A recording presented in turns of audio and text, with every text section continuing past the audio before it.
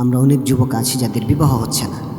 আমাদের যাদের বিবাহ হচ্ছে না, যুবক যুবতী বিবাহ হচ্ছে না, কিংবা আপনি একটা নেককার ভালো পরহেজগার স্ত্রী পেতে চান, সন্তান পেতে চান, বিবাহিতরও আমলটি করতে পারবো নেককার সন্তানের আশায়।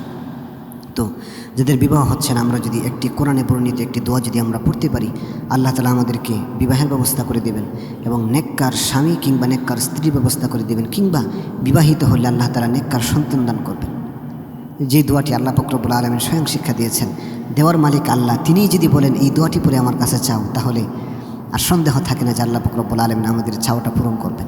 কাজেই ভাইয়েরা আমার, আজকে যারা আমার আলোচনা শুনছেন, আপনি যদি নেককার স্ত্রী চান, আপনি যদি আপনার বিবাহ হোক এটা যদি চান, আপনি যদি নেককার সন্তানের বাবা হতে চান, আপনি যদি নেককার সন্তানের মা হতে চান, আপনি এই কোরআনে বর্ণিত দোয়াটি বেশি বেশি করে পড়েন, ইনশাআল্লাহ আল্লাহ তাআলা আপনার দ্রুত বিবাহের ব্যবস্থা করে দেবেন, নেককার স্বামী কিংবা স্ত্রী দান করবেন, নেককার পুত্র কিংবা কন্যা দান করবেন।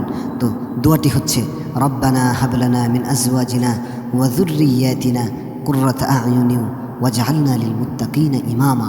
রব্বানা হাবলানা মিন আজওয়াজিনা ওয়া যুররিয়াতিনা কুররাতা আ'য়ুনিন ওয়াজআলনা লিল মুত্তাকিনা ইমামা। এই দোয়াটা ইনশাআল্লাহ আমরা বেশি বেশি করে পাঠ করব।